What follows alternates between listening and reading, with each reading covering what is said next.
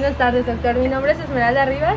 Me encuentro con mis compañeros de equipo. Somos estudiantes de la Universidad Veracruzana en la Facultad de Derecho y nos encontramos el día de hoy en compañía de usted, un experto en la materia de Derecho, distinguido egresado y doctor de Derecho de la Ilustre Universidad de Almería en España, consultor internacional de Fundación Olmeca y profesor de prestigiosas universidades como lo son la Universidad Autónoma del Estado de México y la Universidad Veracruzana. Con nosotros el doctor Jacobo Domínguez Gudini. Un placer, doctor. Al contrario, el placer es mío. Gracias por aceptar nuestra entrevista. Es un honor. Gracias, doctor. Hoy trataremos un tema de mucha relevancia y causa de mucha polémica en la actualidad, como lo es la prisión preventiva en su modalidad oficiosa. Usted sabe que este tema ha sido bastante extenso y hasta los últimos tiempos ha salido a, ¿cómo se diría? A relucir más que nada. Doctor, basándonos en el Cuaderno Mensual de Información y Estadística Penitenciaria Nacional de junio del 2022, un equivalente al 40% aproximadamente de las personas, es decir, 4 personas de cada 20, están privadas de su libertad y en la modalidad de la prisión preventiva oficiosa, sin una condena que les hubiera permitido defenderse en un proceso penal con todas las garantías del imputado. ¿Usted piensa, y a su criterio, doctor, que la prisión preventiva oficiosa presenta efectos dañinos para el sistema penal y para la sociedad? Bueno, la prisión preventiva oficiosa es una institución que viene de otro modelo del sistema penal.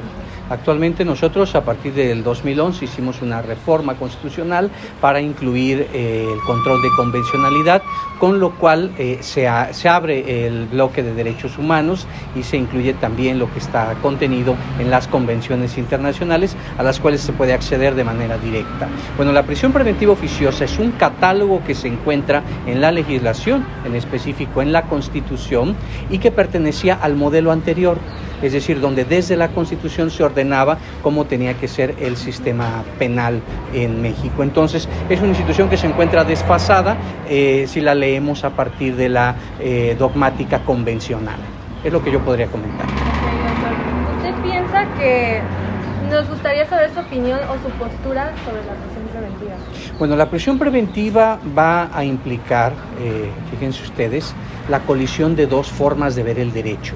Por un lado, el derecho en lo formal en la dogmática de los derechos humanos, pues la prisión preventiva oficiosa no debiera existir, ¿no? Claro. Sin embargo, en el mundo real en el que vivimos, la prisión preventiva oficiosa es un soporte de nuestro sistema penal. Nuestro sistema penal es uno de los más que tiene mayores niveles de impunidad prácticamente de América Latina. Entonces tiene altos niveles de corrupción. Nosotros estamos en niveles de corrupción en México similares, por ejemplo, a los que existen en África. Entonces, si nosotros quitásemos el catálogo de delitos, pues sería muy susceptible de que los jueces pudiesen llegar a algún tipo de acuerdo y tendríamos muchos criminales en la calle. De hecho, ya andan en la calle. Es decir, hay un planteamiento en el cual es un sistema penal muy deficiente. Si a eso le añadimos que no tenga una base constitucional, pues sería peor. En lo que nosotros tenemos que pensar es que el derecho se lee sistemáticamente. ¿Qué quiero decir con esto? Que antes de pensar en quitar la prisión preventiva tenemos que mejorar la calidad de nuestro sistema penitenciario.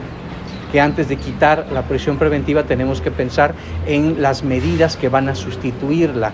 ¿Sí? Que antes de pensar en quitar la prisión preventiva tenemos que ver en la eficiencia de nuestras autoridades jurisdiccionales. Y entonces vamos a ver que se necesitan un conjunto de reformas porque el derecho es un sistema de normas, no es una norma aislada. Doctor, con respecto a lo que me platica ahorita, ¿cómo es esto de la dichosa puerta giratoria? De que dicen que Bueno, lo que sucede es que es un sistema imperfecto en el cual los delincuentes entran por una parte del sistema y después los mismos mecanismos van generando lo que en la teoría se llama un output y entonces los delincuentes vuelven a salir. Entonces es un sistema penal que se considera a todas luces ineficiente. Es decir, la gente no se encuentra satisfecha con la manera como se maneja el sistema penal, por un lado. Por otro lado, no tenemos mecanismos reales de readaptación social. Nuestras cárceles son escuelas del crimen, y entran a lo mejor por delitos menores, pero salen graduados con doctorados en todo lo que no se debe hacer. Y si a eso le añadimos el ingrediente de que tenemos una legislación deficiente, pues la verdad es que se necesita una amplia e importante reforma penal. Doctor. Mire, doctor, con respecto a la duración de la prisión preventiva, la Constitución marca y el Código de Procedimientos Penales que no puede ser excedente a un plazo de 2 años. Desgraciadamente esto no se respeta en México y terminan personas estando dentro sin recibir una sentencia mucho más tiempo. ¿Cuál es, en caso de que, se pudiera reformar o se pudiera establecer que pasado el plazo de los 2 años de la prisión preventiva, otra medida cautelar para todas estas personas, como es el uso del brazalete, ir a firmar, etcétera, ¿usted considera que esto sería algo bueno? Yo creo que en este momento debemos apoyarnos en la tecnología. México era, hasta antes del 2018, la 7ª economía del mundo. Entonces, en otros temas como el sistema interbancario, como las telecomunicaciones, estamos muy avanzados, pero en el sistema penal estamos como si estuviésemos al inicio del siglo pasado. Entonces, lo que creo es que se debe armonizar, debemos de tener un gran impulso tecnológico, y no solamente el brazalete, hay dispositivos que podrían permitir la localización de las personas sujetas a proceso, y además hay otros mecanismos también para garantizar el cumplimiento de las medidas cautelares. Entonces, en ese sentido, yo creo que debe haber un replanteamiento muy importante sobre eso y dejar de trivializar la discusión. O sea, la discusión del sistema penal en México no es si hay prisión preventiva oficiosa o no. Esa es una consecuencia de cómo funciona el sistema. Si el sistema funcionara bien, ¿sí? No tendríamos personas más de 2 años en prisión preventiva y no sería una discusión, ¿sí? Pero como el sistema funciona mal, lo que tenemos son graves infracciones a los derechos humanos. ¿Qué usted opina que a base de eso es un reflejo de lo mal que está el sistema en el Ministerio Público, de la saturación de casos? ¿Cree que es un fracaso del sistema judicial? Bueno, el sistema judicial creo que en este momento tiene una grave crisis. Es decir,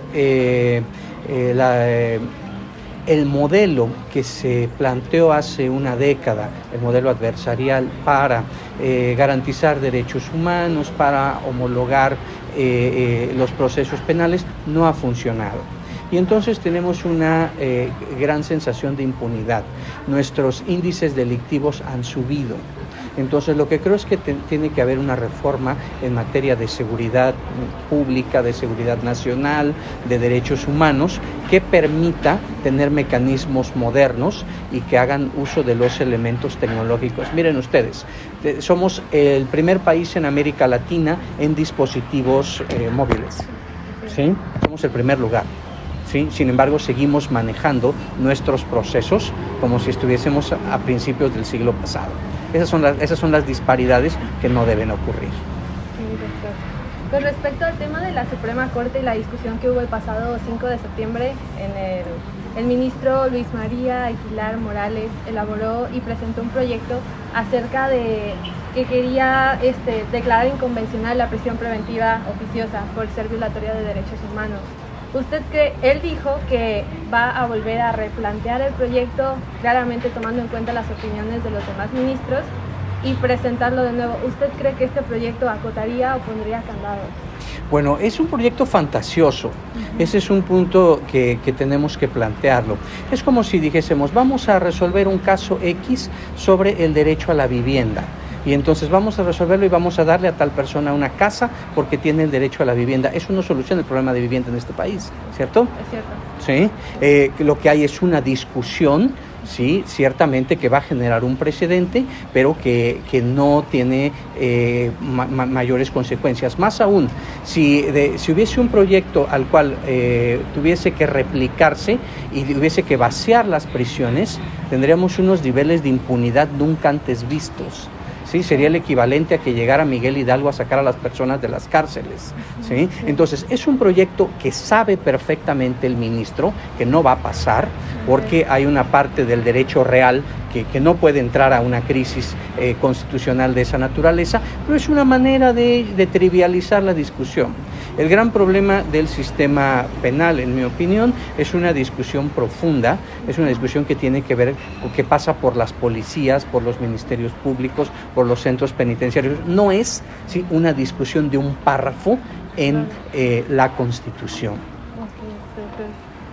Ahora, para concluir, doctor, y hablando de los derechos humanos, ¿usted cree que en su debido momento la Corte Interamericana pudiera intervenir velando por esto? Claro, la Corte Interamericana ya ha fijado algunas posiciones relacionadas con la abolición de la prisión preventiva oficiosa. ¿Por qué razón? Porque la mayoría de los países latinoamericanos no vienen de sistemas de garantías individuales, vienen de sistemas de reconocimiento de derechos humanos, es decir, la reforma que nosotros hicimos en el 2011. Entonces, lo único que hace la Corte es materializar algo que ya está en sus constituciones. Nosotros tenemos la figura de la prisión preventiva oficiosa como una reminiscencia de la manera como estaba diseñada nuestra Constitución en 1917.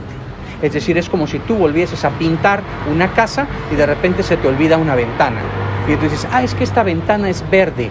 Sí, porque antes toda la pared era verde, ¿no? Entonces lo que hay que hacer es homologarla. Pero yo quiero insistir en que la parte relevante de esto es justamente la discusión profunda sobre nuestro sistema penal que está en crisis. Así es, doctor. Doctor, le agradecemos mucho su tiempo. Ha sido un placer. Al contrario, gracias, estoy doctor. para servirles Gracias. y ojalá y les sea útil estas reflexiones. Gracias, doctor.